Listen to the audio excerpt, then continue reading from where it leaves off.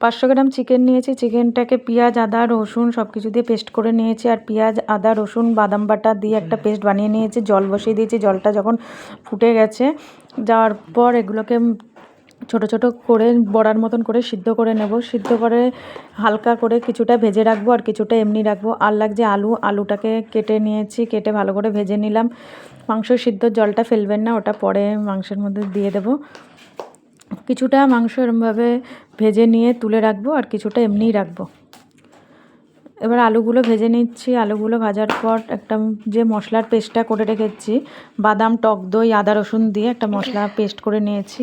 আর আমার শুকনো মশলার মধ্যে আমি দিয়েছি লঙ্কা, নুন, হলুদ গুঁড়ো, জিরের গুঁড়ো, গরম মশলার গুঁড়ো, ধনের গুঁড়ো আর 2 রকমের লঙ্কার গুঁড়ো দিয়ে ভালো করে পেঁয়াজটার সাথে ভাজা ভাজা করে নিয়ে বেটে রাখা মশলাটা দিয়ে দিলাম।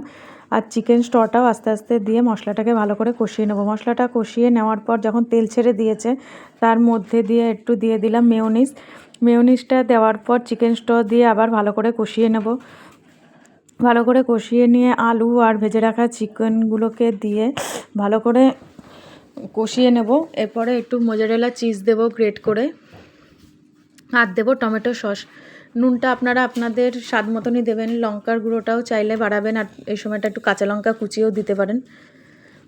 দিয়ে ভালো করে কষিয়ে নিয়ে এবার জল দিয়ে দেবো। জলটা দিয়ে ফুটে যাওয়ার পর গ্রেভিটাও আপনারা আপনাদের ইচ্ছে মতনই রাখবেন। নামানোর আগে একটু চিকেন কারি মশলা দিয়ে দেবো। আর আপনারা চাইলে এই সময়টা একটু ধনেপাতাও দিতে পারেন। ঝোলটা গাঢ় হয়ে গেছে, এবার নামিয়ে নিলাম। এইভাবে একবার চিকেনটা খেয়ে দেখবেন, খেতে খুব ভালো লাগে।